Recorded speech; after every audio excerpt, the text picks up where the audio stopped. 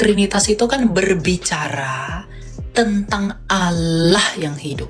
Bagi kita hanya ada satu Allah saja, yaitu Sang Bapa. Siapa dia? Yesus. Siapa itu Allah dan siapa itu Yesus, begitu ya? Iya, betul-betul. Allah itu adalah Bapa. Dan Bapa itu memiliki firman dan roh. Dan Yesus itu adalah firmannya Bapa. Sudah, itu saja. Oh, Elia itu antikristus. Kenapa? Karena dia percaya dengan Tritunggal. Saya tidak tanggapi itu. Karena orang pun tahu Tritunggal itu memang iman Kristen. Ya. Kok waktu kita memberitakan kaitan Allah Tritunggal, kok diusik? Itu pertanyaannya sih. Itu mereka hanya berusaha menutup malunya mereka karena mereka tidak pede dengan ajaran mereka sebenarnya. Tidak ada alasan yang cukup bagi manusia untuk menolak percaya kepada Yesus kalau tujuanmu adalah mau hidup. Bagaimanapun harus percaya kepada Yesus yang sampai sekarang dia tidak ada di dalam kuburan. Dia memang bangkit. Ya udah Yesus ini aja, enggak usah cari yang lain-lain. Karena hanya dia bukan hanya menjanjikan, tetapi membuktikan. Ia tetap menolak Kristus, berarti dia mencari yang lain, yang bertentangan dan berlawanan dengan Yesus itu sendiri. Mau kekayaan lah, kemakmuran lah, ketenaran, popularitas. Mungkin itu yang ia cari, sedangkan Kristus tidak menawarkan itu. Wow, Elia itu sesat. Kenapa? Dia bilang Maria adalah tabuk perjanjian baru. Saya nggak pernah takut saya akan gimana-gimana. Enggak. Saya udah bilang sama Tuhan ketika dulu saya diasingkan ke suatu tempat di mana saya hanya sendirian dalam maksud saya sedang disembunyikan waktu itu. Saya hanya bilang sama Tuhan, Tuhan, saya hanya menyerahkan diri saya untuk Tuhan. Kalau memang saya harus mati, ya memang harus mati. Tapi nanti kamu di penjara segala macam. Tidak apa-apa, saya di penjara juga. Kalau saya pun di penjara berarti Tuhan menginginkan saya menginjili orang penjara itu. Itu yang membuat saya tidak mau stop dari apologet saya. Saya terus lanjutkan. Saya tuh anak broken home. Jadi mama papa saya itu cerai umur saya umur 3. Saya dibesarkan oleh nenek saya. Prinsip yang diajarkan kepada saya adalah tujuan hidup kamu bukan jadi kaya tapi berdampak. Sebagai anak muda, apakah saya tidak punya hawa nafsu? Saya punya. Saya punya keinginan yang aneh-aneh dan lain sebagainya. Tapi ketika saya putuskan, misal saya berdoa kepada Allah, saya mau tidak memikirkan itu lagi. Ketika saya putuskan demikian, akan semakin kuat yang datang untuk menarik kita harus di dalam. Jangan melihat orang hamba Tuhan atau seperti apologet ini, wah dia sudah sempurna sekali. Enggak. Justru saya sebagai apologet, saya orang yang paling banyak bergumul dengan diri saya sendiri. Setiap keluarga pasti punya cerita, tetapi pastikan cerita kita menjadi berkat dan inspirasi bagi banyak orang. Bersama Tuhan, kita pasti bisa. Halo, shalom semua sahabat keluarga Hati Ilahi. Puji Tuhan, kita berkumpul kembali di podcast kami yang selalu berkomitmen untuk menceritakan kebaikan Tuhan, khususnya di dalam keluarga, pernikahan, rumah tangga.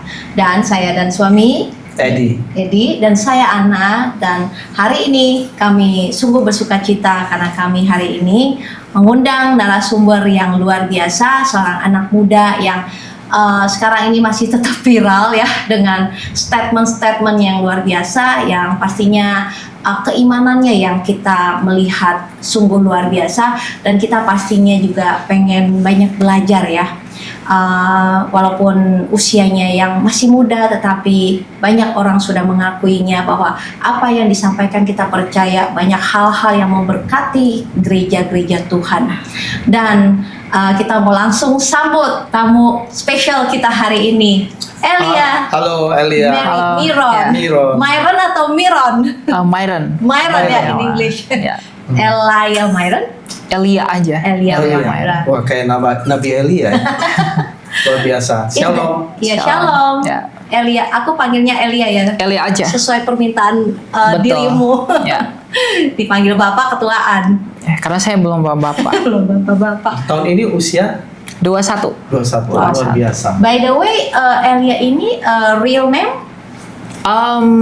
Enggak. Oh, Tapi saya nggak bisa kasih tahu. yes, it's okay. And then malah aku kalau cek di Google ya, Hmm. menurut Google, your name is Elia Hathaway.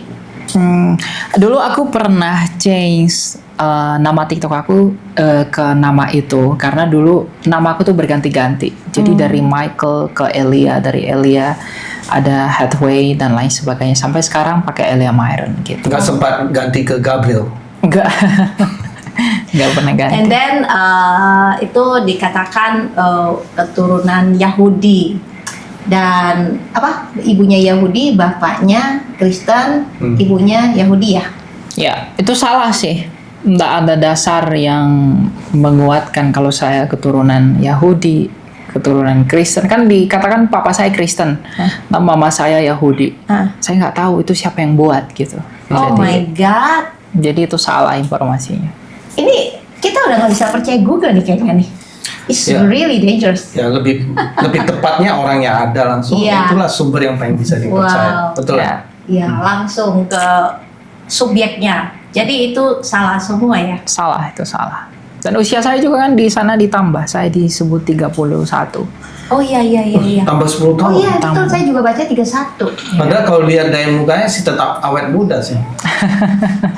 Iya. Itu kena undang-undang ITE kalau bisa ya. Memasukkan identitas orang. Nah, oke. Jadi itu salah semuanya. Jadi oke, kita mungkin nggak tapi anyway kan boleh mungkin dikatakan Jawa atau Kalimantan kah atau Bali, NTT boleh dikatakan mungkin. Apa sukunya? Suku? Oh, aku dari Batak. Hah? Ya, Dari Sumatera. dari Sumatera. Berapa saudara? Kita ada 3 bersaudara, aku yang paling besar. Paling tua. Oh, nggak kelihatan ya. Tapi boleh tahu nggak menempuh pendidikan formal university and then teologi atau gimana? Bukan, sekarang aku masih kuliah tapi di bidang bisnis. Oh, Jadi bukan teologi dan belum lulus sih. oh. Gitu. Tapi untuk dapat pengetahuan teologi itu, wow. Aku belajar sendiri dari apologet senior, dari literatur, buku-buku, sejarah-sejarah gereja, tulisan bapak-bapak gereja. Nah, dari umur berapa mulai ada ketertarikan untuk belajar hal-hal teologi? Umur 19 tahun. 19. Jadi aku baru berapologet kurang lebih 2 tahun lalu. Apa yang mendorong Ya. Elia untuk mencari tahu? Yang mendorong untuk mencari tahu itu sebenarnya adalah anak-anak muda yang tidak memperhatikan imannya. Jadi dulu kan saya di TikTok itu nge-influence orang karena saya kan kuliah bisnis. Jadi saya pengen berdampak pada anak-anak muda untuk lebih tahu tentang ilmu bisnis, finance, pasar modal dan lain sebagainya. Karena saya di bidang itu. Nah, kemudian sering berjalannya waktu, saya buat konten, lalu saya scrolling TikTok banyak begitu. Terus banyak orang-orang di TikTok itu yang nge-counter iman Kristen tidak pada tempatnya. Jadi membuat iman Kristen itu sesuai dengan tuduhan mereka dan seakan-akan itu benar. Dan saya berpikir pada waktu itu bahwa ya iman Kristen itu tidak seperti itu. Nah, hari itu saya putuskan untuk hapus semua konten saya yang saya buat tentang yang sekuler tadi. Bisnis. Ya, lalu kemudian saya mulai belajar tentang kekristenan. Waktu itu saya belajar dari Pak Esra Soru, dari video YouTube beliau. Saya belajar Tritunggal, saya belajar Kristologi, keselamatan, dan lain sebagainya. Kemudian saya putuskan untuk buat konten. Yang pada akhirnya ya berlanjut sampai sekarang. Gitu. Dan video pertama yang menurut Elia itu viral itu yang the first top viral itu pas lagi berbicara soal Video pertama saya itu udah viral dulu. Tapi nggak se-viral sekarang. Tapi waktu itu video pertama saya tentang Tritunggal. Nah, ketika itu viral lah yang buat saya dipacu untuk buat lebih banyak video. Karena dalam tanda kutip ya, dapat respon yang baik dari audiens di TikTok. Jadi aku memutuskan untuk buat konten terus. Jadi mungkin bagi Elia sekarang apakah itu seperti apologis itu seperti profesi rohani? Itu bukan profesi rohani. Apologet itu kan disebutkan di dalam Alkitab Rasul Petrus kan bilang kalau hendaklah kamu memberi pertanggungjawaban. Kata pertanggungjawaban di sana dalam kata Yunani itu apologia, apologion.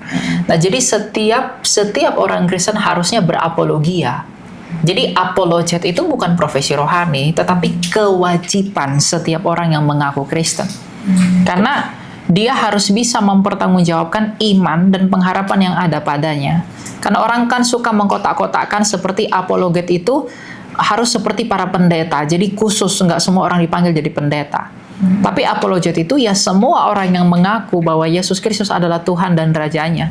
Dia harus berapologet, baik dalam skala kecil maupun skala besar. Gitu. Jadi bukan profesi rohani sih. Tapi kayaknya kalau kita misalnya tantang orang-orang untuk seperti berapologet, semua orang rohani, belum tentu ada yang bisa menjelaskan dan seberani ya Elia juga sih. Kalau belum tentu bisa menjelaskan ya mungkin banyak ya. Tetapi kan itu bukan tentang tidak bisanya, tapi mau atau enggaknya. Itu sih. Mungkin istilahnya kalau dalam tahap level rohaninya segitu ya dia jelaskan segitu aja dulu ya sambil dia terus berkembang mungkin gitu sampai kayak Elia gitu ya. Ya, Alkitab kan bilang carilah dahulu kerajaan Allah maka semuanya tambahkan kepadamu. Amin. Jadi kerajaan Allah apa yang Tuhan Yesus lakukan, siapa sebenarnya dia, bagaimana kehidupannya, siapa dan apa yang dia perbuat, itu harusnya dicari tahu bagi kita orang Kristen yang mengaku mengasihi dia. Simpelnya, orang ketika dia mengasihi pasangannya, pacarnya, begitu ya, pasti dia cari tahu semua tentang orang yang dia cintai. Betul. Apa yang membuat dia pengen cari tahu? Pasti karena cinta yang ada dalam dirinya. Nah, kalau kita mengaku saya seorang Kristen yang mengaku mengasihi dan mencintai Kristus, bukankah seharusnya kita mencari tahu lebih dalam tentang siapa Tuhan kita itu? Dan ketika kita cari tahu, kita bisa mempertanggungjawabkan itu kepada orang yang mempertanyakan pribadi yang kita cintai Yang itu. mau tahu. Betul. Kita kan proud, Iya. bangga sekali punya Kristus. Nah, kalau kita bangga sama dia, kita tahu banyak hal tentang Kristus, lalu banyak orang mempertanyakan dia, kita harusnya semangat memberitahu tentang siapa dia itu. Gitu. Menjelaskan Iya. ya. Jadi bukan tentang profesi, tapi tentang itu harus dilakukan oleh setiap orang yang mengaku mengasihi Kristus. Amin. Gitu. Jadi tidak pernah haus untuk belajar ya. Ya betul. Tapi kan sering sekali orang punya stigma, dia bilang, ya Tuhan gak usah dibela, ada aja nanti Tuhan punya cara. Nah, tapi sebenarnya saya setuju dengan bahwa kita harus meluruskan apa pandangan orang yang salah supaya iman orang yang nggak benar-benar mengenal Tuhan ketika mendengar yang salah kan dia bisa terikut terbawa arus. Maka dalam hal itu kita harus menyampaikan suara kebenaran. Dan pastinya kita itulah menjadi harga yang harus kita bayar ketika kalau kita menyampaikan kebenaran ada orang yang menentang kebenaran itu. Dan apologet itu bukan membela. Jadi orang mikir kita membela Yesus, enggak. Kita itu menguduskan dia. Apologetika itu kan dikatakan Yesusmu bukan Tuhan, Yesusmu itu bukan Allah, begini-begini. Dia kan dicemarkan oleh pandangan yang rusak ini. Maka kita berusaha menguduskan dia kembali sebagaimana ia adanya menurut kitab suci. Jadi kalau orang bilang ngapain kamu bela Tuhan? Kita enggak bela Tuhan. Kita menguduskan ia agar orang lain tidak tersandung dengan noda-noda yang lawannya Kristus berikan kepada Kristus. Kristus itu seperti dibubuhi noda-noda oleh orang yang membenci dia. Maka kita berapologetika seperti menyingkirkan noda-noda ini agar ia tampak sebagaimana ia seharusnya. Itu apologetika itu. Jadi kalau orang kamu bela Tuhan, saya tidak merasa saya bela Tuhan. Saya menguduskan ia. Karena kita mengasihi dia. Karena ia terlebih dahulu mengasihi kita, kan gitu. Iya, betul sih, tepat sekali. Jadi sinar Tuhan itu keluar ya lewat pemberitaan Injil. Sebenarnya pemberitaan Injil jadinya, kan.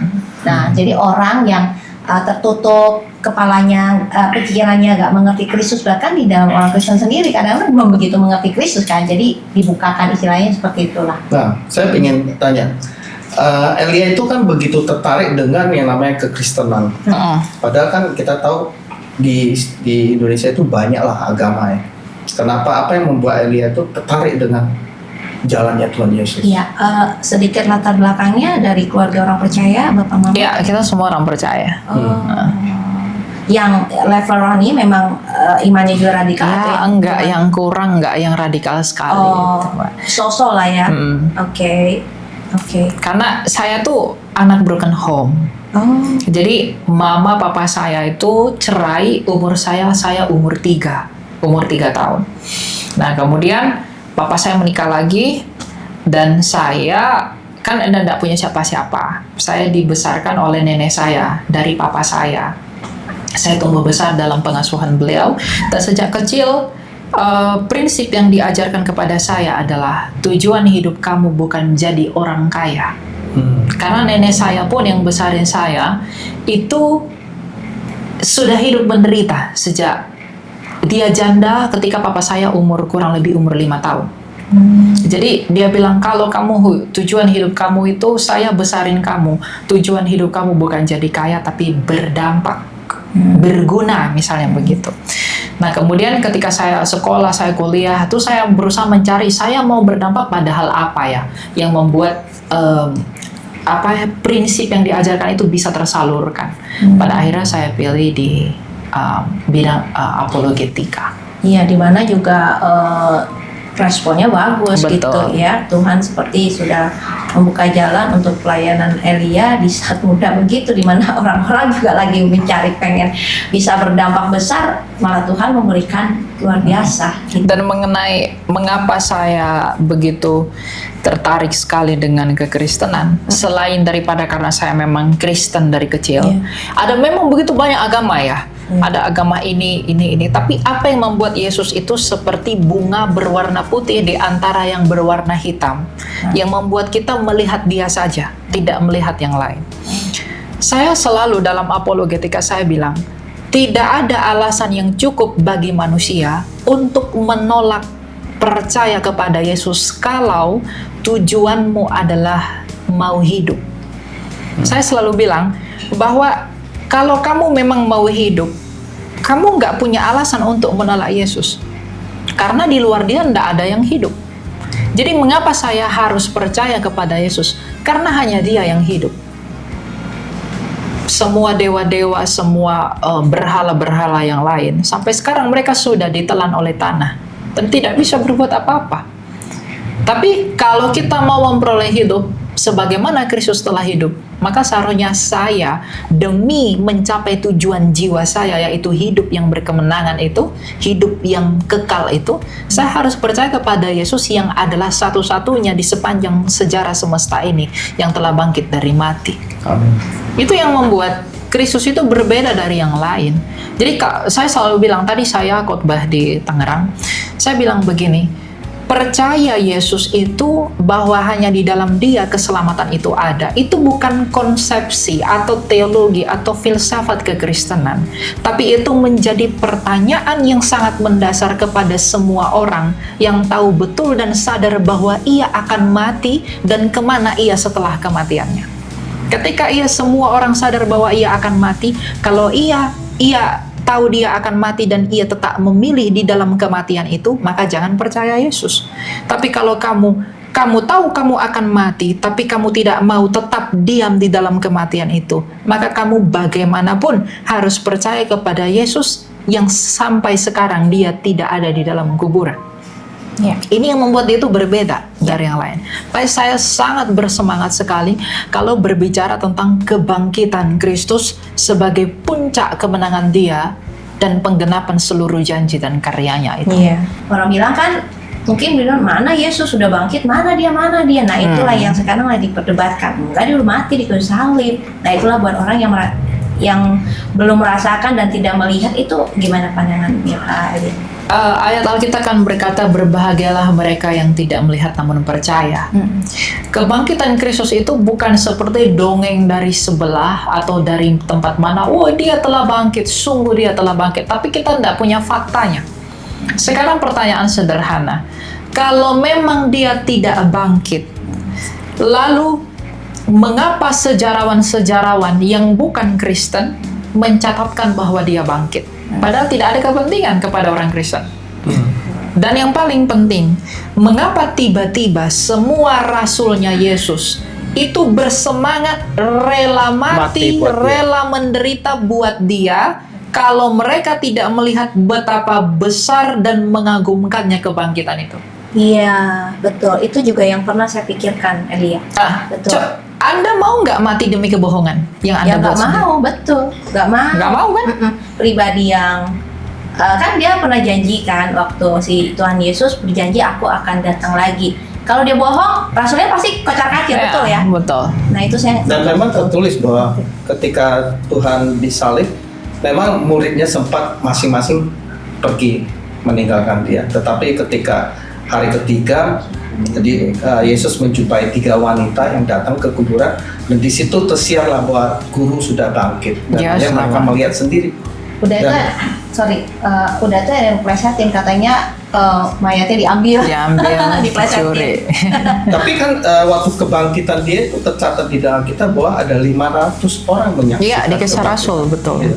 Bahkan Jadi- ya naiknya itu juga disaksikan. Ya bahkan Saulus sendiri punya perjumpaan pribadi dengan Tuhan. Dengan di Kristus, Damsyik. ya. Jadi memang bahkan kalau kita ke Israel ya, Elia, di situ banyak sekali bukti-bukti bahwa Yesus itu memang benar-benar ada.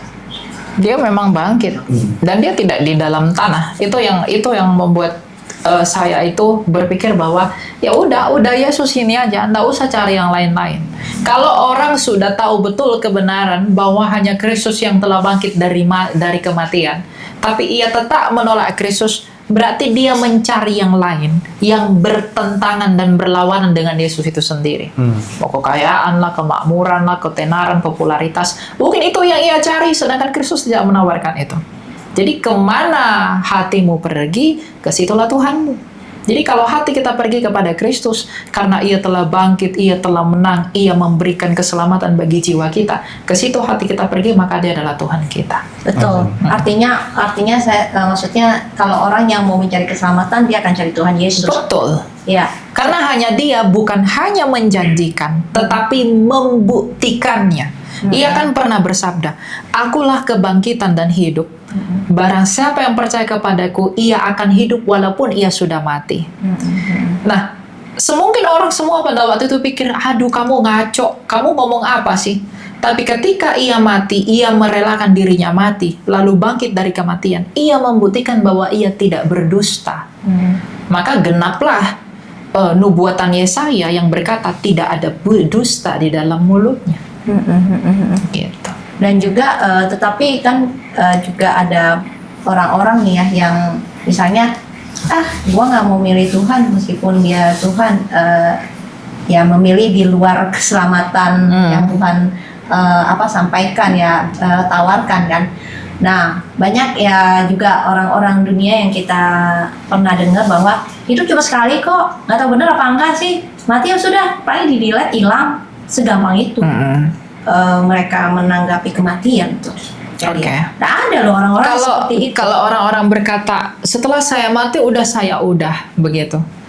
Kalau ada orang-orang berpikir seperti itu, coba sekarang pertanyakan ke dalam dirimu, apa yang membuat kamu takut? Semua orang tuh takut kematian.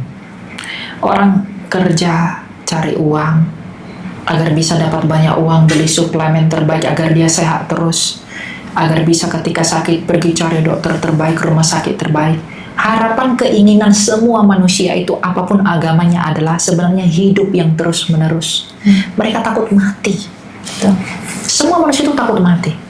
Jadi mereka berusaha cari uang, cari pendidikan terbaik dan lain sebagainya, agar bagaimanapun mereka berusaha untuk memperpanjang usia mereka. Tapi bagaimanapun yang namanya dosa itu ada, mereka pun akan mati pada akhirnya. Jadi kalau sebenarnya yang ditakuti oleh semua orang adalah kematian, lalu mengapa engkau tidak menggantungkan jiwamu kepada Kristus yang pernah mati, namun tidak tetap di dalam kematian, tapi sudah bangkit sebagai pemenang? Kalau saya tahu betul saya akan mati, saya akan masuk ke dalam tanah, saya tidak mau di dalam tanah itu terus, maka saya menggantungkan jiwa saya kepada Kristus yang sudah keluar dari tanah itu, yang sudah lagi tidak dalam kematian. Jadi makanya saya bilang, apa alasan yang cukup bagimu untuk menolak Kristus kalau tujuanmu untuk hidup? Bawa kepada saya satu pribadi dari sejarah manapun, dari Tionghoa, dari Eropa, dari manapun, yang seperti Kristus. Tidak ada. Kalau saya mengatakan tidak ada keselamatan di luar Yesus, Sedangkan ada yang seperti Yesus, saya tidak adil. Tapi ketika saya mengatakan tidak ada keselamatan di luar Yesus, karena tak seorang pun yang seperti Yesus, itu bukan hanya adil, tapi itu benar. Iya. Jadi, tanyakan pada hatimu apa tujuanmu bertuhan. Betul. Bahkan orang ya yang kita ada beberapa kali saya melihat pengalaman orang ya, waktu saya di Singapura ada kegiatan mengunjungi orang sakit lah gitu ya, juga terdengar berita-berita bahwa waktu dia sehat kuat ya, wah dengan gagahnya dia menolak Tuhan ya, dan menganggap Tuhan tuh nggak ada lah, petenteng karena masih ada uang, kesehatan, kehebatan. Tapi pada saat terbaring, waktu di orang Injil, dia akhirnya mulai melembutkan hati, mulai menerima. Nah, ya memang betul, orang kalau udah diperhadapkan dengan kematian, baru mulai berpikir, Tuhan ada nggak, baru mulai mikir Tuhan. Ketakutan akan kematian, betul. Masalahnya hari kematian nggak ada di kalender. Nggak ada yang tahu waktunya. Bisa aja hari ini, besok, lusa. Makanya saya selalu bilang, agar kamu tidak menunda-nunda untuk memastikan imanmu kepada Kristus, ingatlah akan hari kematianmu setiap hari. Iya, betul. Kalau kamu tahu kamu besok akan mati, kemanakah jiwaku akan pergi? Itu aja. Oke, boleh saya spill sedikit kalau Ya. untuk pengalaman Elia, pernah gak merasakan, gue takut mati nih? Enggak. Puji Tuhan ya. Enggak. Dari kecil. Enggak. Dari kecil sih enggak ya. Dari kecil itu saya hanya takut saya kehilangan nenek saya. Saya takut, aduh kalau saya masih kecil begini nanti, kan saya enggak punya siapa-siapa ya. Jadi kalau nenek saya mati, saya pergi kemana? Saya dari kecil mikir begitu, tapi sekarang saya sudah dewasa, saya sudah besar, ya saya sudah punya kehidupan sendiri lah, dalam tanda kutip begitu, meskipun tetap terhubung dengan keluarga saya. Jadi saya tidak takut lagi. Kalau memang saya harus mati, ya memang harus mati. Kalau nenek saya Tuhan panggil juga menurut ketetapannya, ya silahkanlah. Karena tidak ada orang yang bisa menambah usianya apapun yang ia lakukan. Tapi maksudnya secara roh, kalau aku mati, aku kemana ya dulu maksudnya? Oh dulu enggak pernah juga. Ya, karena dulu karena tidak memfokuskan diri pada hal itu. Jadi kita kan tidak punya pengetahuan. Kan yang membuat kita khawatir itu karena kita punya pengetahuan, tetapi kita tidak mau memutuskan jawaban kemana kita pergi. Dulu sama sekali tidak belajar iman. Saya hidup seperti anak-anak pada umumnya, tidak terlalu peduli dengan iman. Oke, boleh tanya lagi gak? Dulu pernah ini gak, kehidupan pribadi sedikit ya, pernah mengalami luka, kecewa karena dengan keadaan orang tua seperti itu? Enggak. Tuhan itu baik dalam kehidupan pribadi saya, karena Tuhan itu tidak pernah mengizinkan saya untuk punya hati yang pahit kepada siapapun. Banyak orang yang Broken home. ya kemudian mengatakan, kamu tuh anak terkutuk, soalnya mama kamu ini bapak segala macam tinggalin dan lain-lain. Tapi saya tidak pernah kepahitan dengan orang seperti itu. Itu yang buat saya merasa bahwa Tuhan itu baik. Anugerah ya. Anugerah. Begitu. Tapi dengan lihat kondisi bapak mamanya seperti itu, ada gak ya maksudnya Elia ini sekarang tuh tentang pernikahan gimana? Takut gak lihat nanti gue menikah, gue bakal kayak bapak mama? Kalau saya sekarang lagi tren anak muda, kayaknya udah malas merit ya gitu ya. Nah, bagaimana nih Elia ini sebagai kalau anak aku muda? karena masih muda juga ya, aku belum ada kepikiran nikah. Aku mau, di satu sisi aku pikir aku mau fokus membentuk sesuatu yang bisa aku lakukan sebagai pertanggungjawaban yang baik di hadapan tahta pengadilan Tuhan kelak ketika saya mati. Jadi menikah itu bagi saya itu tidak kewajiban buat aku. Jadi kalaupun nanti Tuhan bilang kamu harus menikah, ya terjadilah demikian. Tapi kalaupun saya harus mengikuti jejaknya Rasul Paulus, itu pun tidak akan masalah. Karena obsesi saya bukan lagi yang begitu-begitu. Tapi apa yang bisa saya lakukan, saya tinggalkan untuk saya pergi ketika saya mati. Oke, ini mah udah dalam banget ini. Iya, karena biasanya orang mikirin hal-hal kematian itu di usia yang angka 4. Ya. Kalau angka 20 dah. Enggak, ini kedagingannya, tingkat kedagingannya kayak udah ditekan di becek habis nih. Ya kalau memang Tuhan Ada, kalau- kirimkan jodohnya yang ngejar-ngejar dia, karena kan dia nggak merasa butuh. Jodohnya yang ngejar kapan-kapan. Yang pasti kalau jodoh harus support his ministry of course. Nah itu yang dari Tuhan ya. Tapi luar biasa memang, artinya benar-benar fokusnya Elia ini saatnya ini benar-benar ke Tuhan. Bukan saat ini ya, pasti selamanya saya aminkan ya untuk kerajaan Tuhan ya, karena ini saya melihat ada misi dan visi besar yang Tuhan taruh buat Elia. Itu saya sih melihat. Tapi meskipun begitu, ya pencobaan pasti ada Ya. di dalam jalan itu demi mewujudkan itu. Kan Paulus bilang apa? Apa yang tidak aku sukai, itulah yang kulakukan. Di dalam Roma 7 yang berkata begitu. Apa yang tidak aku inginkan, malah itu yang aku lakukan. Jadi semakin dia dekat kepada Allah, akan semakin banyak yang menarik dia untuk melakukan apa yang dia putuskan untuk tidak lakukan. Dan pertandingannya itu di situ. Orang semakin dekat akan Tuhan, itu akan semakin tersisa. Tersisa dalam pengertian apa? Dengan hal-hal yang dia kenakan. Itu pasti terjadi. Boleh contoh konkret 1-2? Misalnya kita komitmen untuk puasa, ya, untuk menyangkal hawa nafsu, pikiran yang liar, angan-angan yang gak jelas dan lain sebagainya. Ketika kita melakukan itu, semakin banyak nih Godaan. terlintas aja, datang semakin kuat, begitu. Ya, sebagai anak muda, apakah saya tidak punya hawa nafsu? Saya punya. Saya punya keinginan yang aneh-aneh dan lain sebagainya. Tapi ketika saya putuskan, misal saya berdoa kepada Allah, saya mau tidak memikirkan itu lagi. Ketika saya putuskan demikian, akan semakin kuat yang datang untuk menarik kita harus di dalam. Nah, jadi ini yang saya katakan, benar kata Rasul Paulus itu. Apa yang tidak kamu suka, justru itu yang akan berusaha untuk kamu lakukan. Jadi orang semakin dekat dengan Tuhan akan semakin kuat iblis itu untuk menarik kamu menjadi miliknya kembali. Jadi disiksa oleh caranya dia agar kamu tidak nyaman ikut Tuhan. Tapi Paulus bilang, setialah dalam pertandingan.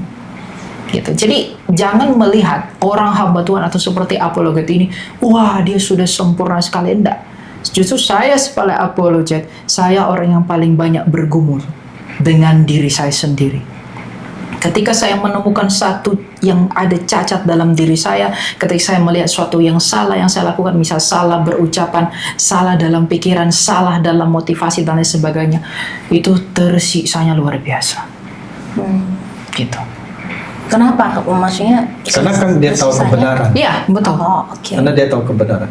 Nah, bagaimana dari Elia itu sendiri, kan namanya kita hidup itu setiap saat itu juga namanya pertandingan. Nah, bagaimana Elia berusaha kalau ada godaan atau ada kedagingan kita mau muncul, bagaimana Elia itu bisa mematikan kedagingan dan bisa melakukan kehendak Tuhan. Mematikan secara penuh itu tidak bisa. Karena bagaimanapun itu natur dosa yang ada di dalam kita. Kan Betul. Rasul Paulus dalam Roma 7 bilang, bukan aku yang melakukannya, tapi dosa yang di dalam akulah yang melakukannya. Jadi kehendak batin ini tidak mau, tapi kehendak daging ini mau melakukan hal-hal yang bertentangan dengan firman Tuhan. Bagaimana cara mematikannya? Bagaimana cara menghindarinya? Ketika keinginan itu datang, jangan dilawan, lari. Kalau kamu melawan, kamu pasti kalah. Karena semakin kuat melawan malah itu yang Semakin kuat dia menarik, betul. Aneh itu. Harus sebenarnya, lari, dosa. harus lari.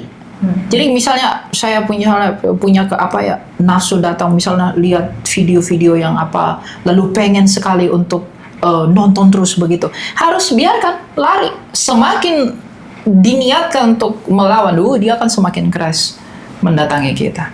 Betul kata Paulus itu. Gitu. Kayak Yusuf Potifar juga. Dosa-dosa tertentu memang harus lari. Harus lari, nggak boleh dilawan. Kalau dilawan kalah, pasti kalah. Atau kita berdoa, minta kekuatan. Iya, betul-betul. Ya. Ambil waktu. untuk Jadi di berdoa. usia 21 tahun ini, jadi di Google 31 salah ya Salah. teman-teman ya. 21 itu punya Satan itu. Oke, jadi di usia 21 ini kan kita lihat ya, orang-orang juga melihat bahwa betapa suci dan salehnya hidup anak muda ini ya. Ya di tengah-tengah sekarang anak muda itu kan semuanya udah serba, Godaannya ya udah bebas lah ya. bebas, Gitu. kalau kita dengar sana sini, ya kan? Jadi bagaimana nih Elia tuh, ya pastinya gini loh, sesuatu yang baik kan pasti Elia berpikir sampai selamanya aku harus kudus di hadapan Tuhan. Nah, ada gak tips-tips dari Elia itu untuk bagaimana memegang kesucian hidup Elia? Kalau mengenai kesucian, kalau saya mengatakan saya suci, Iya, saya akan menyalahi kitab suci. Bahkan Rasul Paulus ketika ia semakin dekat dengan Allah, semakin ia melayani Kristus, ia berkata, akulah yang paling berdosa. Justru ketika orang semakin belajar kitab suci, dia akan semakin yakin bahwa dialah orang paling berdosa. Dan itu juga saya lakukan. Tapi bukan berarti kita hidup dalam dosa lagi Iya, ya. Bukan begitu. betul, Jadi iya. ketika saya melayani, lalu saya bebas berbuat dosa terus. Bukan begitu. Semakin dipotong, semakin dilawan, kita harus berusaha melepaskan itu semua. Tapi pada saat yang sama, kita merasa bahwa bukan kemampuan kita yang bisa mengeluarkan kita dari kemampuan dosa untuk menggerogoti kita. Tapi karena anugerah Tuhan. Makanya dalam doa saya selalu minta sama Tuhan, berikanlah aku hati yang mau mencintai ketetapan dan perintah-perintah-Mu, dan berikanlah aku hati yang menaruh kepahitan kepada dosa, sehingga aku tidak lagi mau mengingininya. Gitu. Karena dosa itu nikmat sekali, itu pasti. Jadi kalau orang bilang, wah betapa sucinya dia, tidak ada yang suci. Hanya Kristus yang suci. Sebab kalau ada yang suci, Kristus tidak perlu Nggak datang. perlu mati. Ya, artinya gini, di tengah-tengah orang yang hidup di dalam banyak kecemara, tetapi kita anak-anak Tuhan tuh mau belajar terus taat sama firman Tuhan. Nah, ini kan sesuatu yang mau dipertahankan pasti ya kita sebagai anak-anak Tuhan. Cuma maksudnya usia Elia yang begitu muda, itu kan banyak rentan-rentan Pasti, hal-hal seperti banyak itu. banget. Pergaulan. Nah, Pasti. seperti itu. Nah, bagaimana dari diri Elia tuh menjaga untuk supaya gue tuh tetap loh di dalam kondisi gue tuh terus loh on track-nya Tuhan gitu. Yang pertama, yang saya katakan di awal, ingat kematianmu. Kapan itu akan datang? Jangan sampai ketika kematianmu itu tiba, kamu menggunakan pakaian yang akan mengkhianatimu. Pakaian yang akan mengkhianatimu itu artinya kamu mati dalam keadaan pakaian yang tidak layak di hadapan Tuhan. Yang kedua, kalau aku secara pribadi, aku mengingat visiku. Aku melakukan apa, maka harusnya hidup seperti apa. Itu yang harus dikembangkan dan aku jadikan sebagai prinsip dalam hidup. Ya. Gitu. Terus saya pengen tahu nih, kalau Elia tuh kalau menjawab semua pertanyaan tentang iman, ya kan, di usia muda Elia kan 21 tahun, di mana orang harus belajar teologi 4 tahun, ya kan, dan banyak proses jatuh bangun. Tetapi bagaimana tuh di usia muda Elia itu mempelajari firman Tuhan yang tebalnya ya, Bible ya, tebal ya, itu bagaimana tuh proses bertumbuhnya itu bisa sampai kayak begini nih, di usia muda bisa mengetahui firman yang mungkin orang-orang umur dewasa pun belum tentu tahu semua firman gitu istilahnya. Semuanya tidak ada yang pernah bisa kalau dia tidak mau memberi diri, merelakan diri untuk Belajar. Musa itu orang gagap loh. Siapa? Musa. Musa, Tapi ya. dia memimpin 2 juta orang. Kalau melihat dari kualifikasi, misalnya dia mungkin melamar pekerjaan di zaman sekarang, dia nggak akan keterima. Tapi kalau Tuhan mau pakai, apapun bisa dilakukan oleh Tuhan kalau kita mau rela untuk dipanggil melakukan pekerjaannya. Saya bukan orang kaya, saya bukan orang yang suci, saya bukan orang yang hebat, tetapi ketika kita mau dipanggil Tuhan dan memberi respon atas panggilan itu, saya pikir bukan tentang kita lagi, tapi tentang Tuhan yang memang mau memakai dan yang memanggil kita itu. Oke. Ya, sejak kapan tuh berarti Elia ini sejak kapan merasakan tuh aku cinta Tuhan ya, aku bener-bener ya pengen apa tuh melakukan yang apologet, berani. Justru aku menyadari tentang kedalaman iman itu setelah aku berapologet. Dulu kan aku berapologet mula-mula, ya memang betul karena itu saya melakukan apa ya, pertanggungjawaban saya nggak mau iman saya nih dituduh sembarangan. Tapi itu nggak pure, benar-benar karena saya mencintai Tuhan. Tapi dulu itu karena ego. Ego, aduh gue nggak rela nih iman saya di seperti begini nih, nggak boleh. Jadi dulu tuh masih ego yang nggak mau kalah. Jadi dalam artian, ya aku tuh nggak mau apa yang ku miliki dalam pengertian iman agamaku, identitas agamawi itu diruntuhkan oleh orang. Jadi waktu itu berdebat apa segala macam itu masih dengan kepentingan ego kita. Tapi seiring berjalannya waktu, ketika kita belajar Injil lebih dalam, mengenali Kristus lebih dalam, kerendahan hatinya, pengorbanannya, pengajarannya, disitulah saya sadar bahwa ternyata cara saya yang mula-mula itu tidak benar.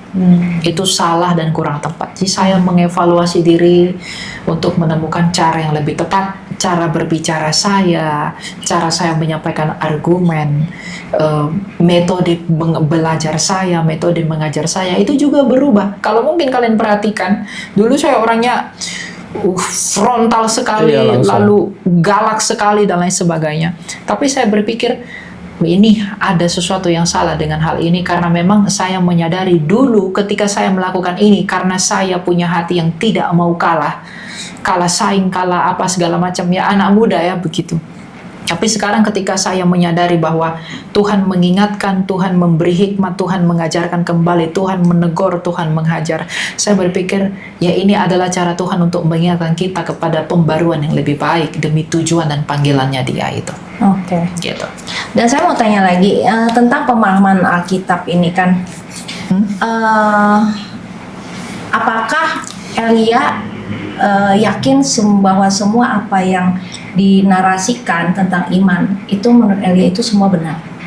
Semua benar menurut perspektif iman yang saya pelajari. Jadi saya tidak membuat ajaran baru, tetapi saya misalnya mengatakan bahwa Maria itu tabuk perjanjian suci. Nah itu dasarnya apa? Nah, kita menggunakan dasar gereja pandangan ortodoks misalnya begitu. Lalu tentang keunggulan kitab suci, bahwa kitab suci yang berotoritas dan lain sebagainya. Yaitu mungkin bagi orang-orang, itu kan pandangan Protestan. Mungkin bagi orang Katolik itu salah. Enggak, yang punya otoritas tuh ya gereja yang diwakili oleh paus apa segala macam. Nah, jadi bukan menimbulkan pengajaran baru, tapi membuat atau memberitahu yang benar dari perspektif pandangan teologi itu, 3 arus besar, kekristenan, Katolik, Ortodoks, dan Protestan. Begitu. Nah, bagaimana dengan yang saya pernah dengar, Elia pernah mengatakan ya, bahwa Yusuf, suaminya Maria, sebelum meminangnya Maria, itu katanya duda. Ya. Itu dapat dari mana itu? Itu tradisi gereja, di dalam sejarah gereja purba itu memang betul. Makanya ketika perjamuan kawin di Kana, Yusuf tidak kelihatan kan, karena dia sudah mati pada waktu itu. Karena dia memang sudah tua. Makanya kalau kita lihat di lukisan-lukisan atau ikon gereja-gereja purba, ya ketika kita pergi ke Israel dan sebagainya, Yusuf itu digambarkan sebagai orang yang sangat tua ketika dia mendampingi Maria. Tua itu? Tua, wajahnya tua sekali. Karena dia memang sudah tua ketika diputuskan untuk mendekati Maria. Karena tujuannya agar Maria ini tidak difitnah sebagai orang yang berzina. Jadi Tuhan mendatangi Yusuf agar mengambil Maria untuk melindungi dia sampai tercapainya tujuan itu. Oh, jadi bukan Maria itu dan Yusuf berpacaran dari awalnya ya? Bukan. Kan Tuhan yang mendatangi Yusuf. Ya, saya tahu. Jadi itu ya cerita yang mungkin kebanyakan orang Kristen mungkin nggak tahu. Iya. Karena tidak ditulis umur berapa Yusuf itu tidak. Betul. Ya. Cuma ini akan kontra mungkin dengan bagi orang di luar pandangan gereja purba, ini pasti salah. Ada yang mengatakan, oh Yusuf itu masih menikah. Banyak yang bantah saya di TikTok dan di YouTube yang begitu. Dia itu sebenarnya nggak mungkin lah, dia sudah tua, dia pasti punya anak lagi dan lain sebagainya. Ya itu kan pandangan mereka, tapi saya nggak setuju dengan itu. Tapi berarti ada sumber dari Elia tentang itu yang pasti bisa ada. Bertanggung jawab, Pasti ada. ya? Berarti kalau dengan kata lain, kalau Yusuf itu duda, berarti dia punya anak dari sebelum-sebelumnya. Beda ibu. Iya, Maria tuh nggak punya anak lagi selain Yesus. Itu untuk menggenapi nubuatan dalam Yehezkiel bahwa pintu gerbang itu nggak boleh dimasuki selain daripada raja itu. Jadi rahim Bunda Maria itu nggak bisa dilewati selain Yesus. Setelah dia udah tertutup. Tidak ada yang bisa masuk lagi ke sana. Sama seperti gerbang yang dilewati raja, tidak boleh lagi dilewati siapapun. Nah, itu literature tentang yang Yusuf adalah Buddha itu, gereja purba itu didapat dari mana tuh? Kalau kita melihat misalnya judulnya buku-buku Sinasarion, itu dari gereja-gereja purba yang bisa dibaca tentang Yusuf. Atau sejarah-sejarawan gereja, misalnya kita baca tulisan-tulisan sejarawan seperti Eusebius dan lain sebagainya, itu ada tentang hal-hal seperti itu. Meskipun tidak dideskripsikan secara langsung, tapi memang gereja itu sudah mewarisi paham itu secara turun-temurun. Dan sekarang kalau kita ke Israel begitu, kita akan lihat memang gambaran Yusuf itu, ikon-ikon yang diceritakan di sana ketika kita pergi ke misalnya gereja yang ada di Mesir, di mana Yusuf dan Maria pernah Kabur. kabur di Iya. sana, yang ada sumur itu, Betul. kan ada ikon Yusuf di sana. Itu dia tua sekali, Abu Serga. Iya, Abu Serga. Ya. Cuma saya nggak yang profil Yusufnya. Ada, jadi ada tuh, dia tua. Jadi memang dari Israelnya tuh juga taunya. Tahu. Oke. Walaupun tidak tertulis di Alkitab, sebenarnya tidak terlalu penting juga ya Iya. sebenarnya Israel. Jadi istilahnya ini pro dan kontra, tapi intinya kita Yang intinya adalah Tuhan Yes, Yesus ya. intinya Tuhan Yesus. Jadi supaya kita jangan menjadikan itu pro dan kontra. Iya. Oh ini gitu kan. Yang penting kan isi. Makanya Alkitab banyak itu yang ada bantah keselamatan. saya enggak bantah balik. Karena nggak penting juga gitu ya. Enggak terlalu penting. Ya, ini kan pandangan saya yang saya ambil dari literatur purba itu aja. Kamu mau bantah dengan metode berpikir kamu yang lain, silahkan saja. Tapi selama itu satu di dalam pemahaman Kristus sebagai Tuhan dan Raja dan Mesiasnya kita, tidak apa-apa. Nah, jadi ini yang saya senang dari Elia gini tuh gini loh. Banyak orang akan berkata dia mungkin nabi sesat atau misalnya halu, tapi yang saya lihat adalah dia itu memang mengambil sumber yang bisa dipertanggungjawabkan dan melalui riset ya kan. Jadi segala sesuatu yang dikatakan oleh Elia bukan halu, semua ada riset-risetnya sekalipun karena kita lihat banyak pro dan kontra. Ya, permasalahannya mau riset gak lebih dalam kan permasalahan gitu ya. Ya. Oke, tetapi kita tidak menghakimi siapapun, cuma istilahnya di dalam gereja kita jangan mempermasalahan hal remeh-temeh sih kalau menurut saya. Betul, betul. Ya kan? Itu yang membuat perpecahan itu semakin besar. Ya. Karena memandang sesuatu yang tidak primer itu menjadi primer. Iya, itu dia. Gitu. Betul. Jadi, Makanya ada yang di YouTube bilang saya, oh Elia itu antikristus. Kenapa? Karena dia percaya dengan Tritunggal. Saya tidak tanggapi itu. Karena orang pun tahu Tritunggal itu memang iman Kristen ya. sejak semula. Tapi ketika ada orang misalnya bilang, wow Elia itu sesat. Kenapa? Dia bilang Maria adalah tabut perjanjian baru. Karena sebenarnya tabut perjanjian baru itu adalah Yesus Kristus sendiri. Saya melihat dia menggunakan pandangan apa? Oh, dia menggunakan pandangan gereja-gereja reformasi misalnya. Dia mengatakan bahwa tabut perjanjian atau Kristus sendiri. Apakah saya membantah itu atau tidak? Oh tidak. Itu pandangan gerejamu yang tidak masalah. Tapi saya mengatakan Maria tabut perjanjian baru, itu perkataan bapak-bapak gereja 1800 tahun yang lalu. Bukan saya sendiri yang ngomong begitu. Jadi ketika saya mengajarkan itu, orang bilang saya sesat dengan maksud mereka bahwa saya salah dalam mengajar, tapi tanpa mengerti literatur apa yang saya pakai untuk mengatakan itu. Gitu. Karena literatur gereja-gereja mula-mula itu kurang ditonjolkan, kurang dipakai di zaman sekarang. Padahal banyak hal yang kita bisa pelajari. Bisa gali ya. Betul. Nah, kira-kira konten apa sih yang sering Elia itu bikin ya? Karena memang banyak sekali orang yang ingin bertanya itu konten apa sih? Salah satunya tentang mengapa keselamatan hanya dalam Yesus. Itu yang orang-orang pikir, oh kan Tuhan tuh banyak ya, tapi kenapa sih saya harus kepada Yesus? Itu yang buat orang tuh selalu pengen bertanya-tanya Kan terus. Tuhan itu satu, makanya cuma satu. Tuhan yang benar memang hanya satu. Dan Allah yang benar itu hanya Allah yang hidup. Itulah Allah Tritunggal. Bapa yang memiliki firman dan roh. Seperti apa yang disampaikan di Kisah Para Rasul 4 ayat 12, keselamatan tidak ada di dalam siapapun selain di dalam Dia. Sebab di bawah kolong langit tidak ada nama lain yang diberikan kepada manusia oleh kita dapat diselamatkan. Ya, betul. Nah, saya mau tanya nih pandangan Elia tentang Roh Kudus. Bagaimana Roh Kudus menuntun hidup Elia yang Elia rasakan gitu? Bagaimana kesehariannya? Roh Kudus itu bagi saya itu seperti ibu. Ya. Ya, betul. Dia itu seperti ibu dalam artian dia itu menopang kita dari bawah. Dia mengurapi dari atas, dia membimbing dari depan, dia mengikuti dari belakang. Jadi dia seperti mengelilingi kita. Setiap sesuatu yang salah saya lakukan, saya akan sedih. Sesuatu yang tidak benar misalnya saya lakukan, saya akan diingatkan bahwa ini tidak benar, tidak boleh dilakukan.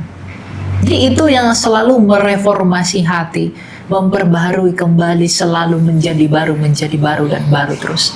Jadi Roh Kudus itu betul kata Tuhan Yesus, dia akan menolong, kan roh penolong yang lain, Parakletos.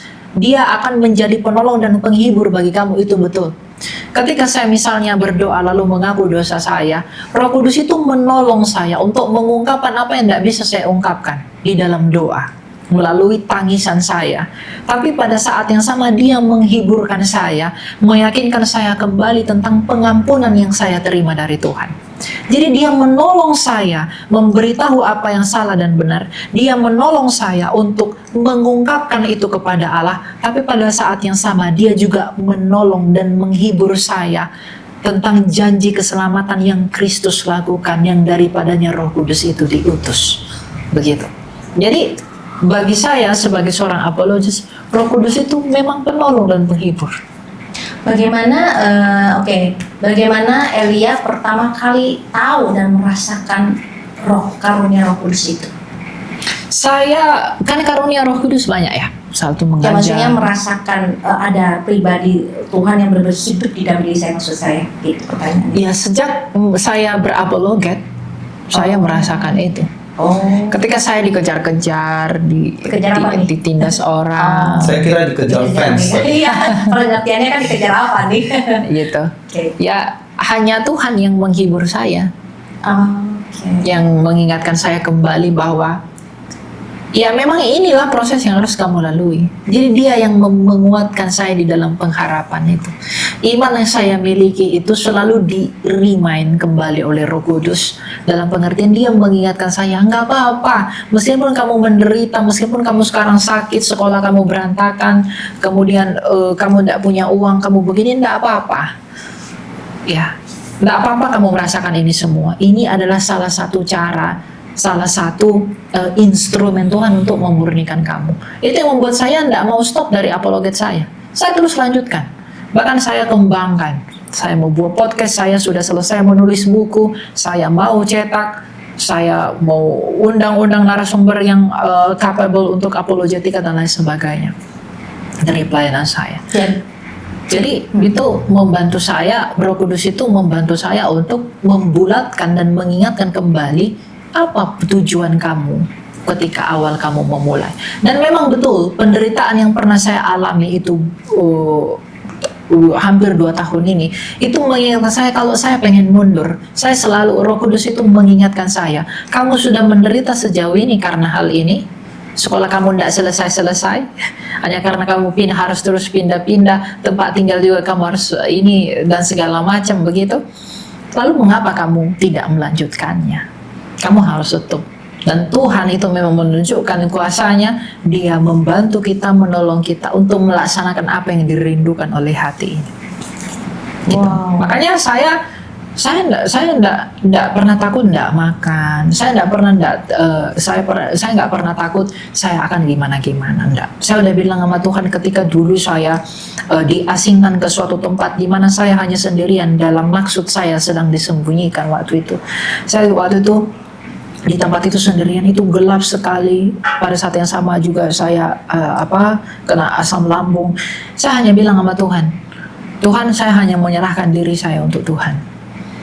Kalaupun saya harus berakhir hari ini, mohonlah kiranya kasih karuniamu memperhitungkan apa yang saya lakukan, bukan untuk keselamatan saya, tapi sebagai bukti saya berusaha mencintai kamu dari apa yang saya terima dari engkau.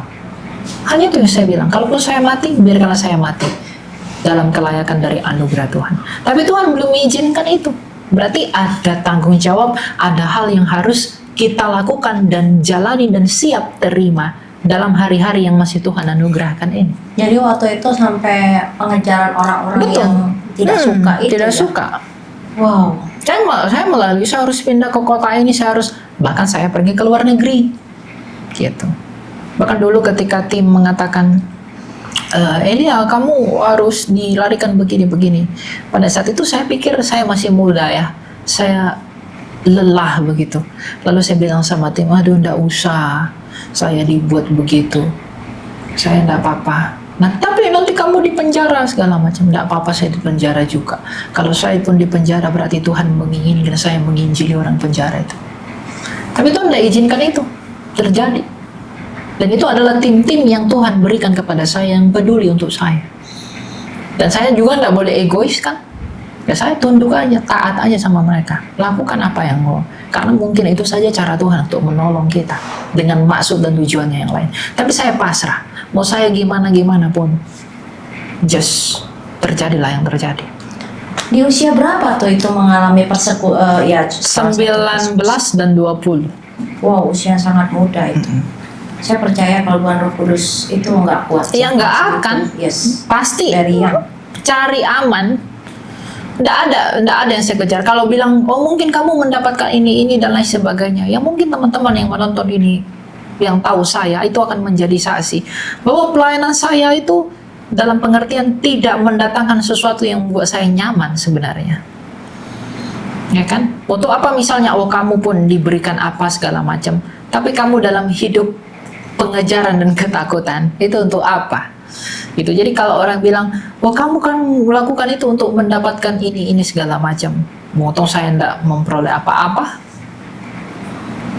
Ya kalau ada orang mempercayakan, saya gunakan. Saya buat pekerjaan yang lebih besar, menggunakan apa yang orang percayakan itu buat Tuhan, bukan untuk saya. karena sebenarnya kalau secara Elia kan udah di kuliah di bisnis, kalau bisa mau ngikutin karir udah bisa Gampang. kerja, gampang. Saya berprestasi di bidang itu. Saya beberapa kali mengikuti kejuaraan di bidang investing, paper, apa segala macam. Hebat dong. Iya. Saya dulu SMA itu saya juara umum di angkatan seluruh SMA itu. Saya bisa di fisika, saya bisa di matematika, saya bisa di English, dan macam-macam.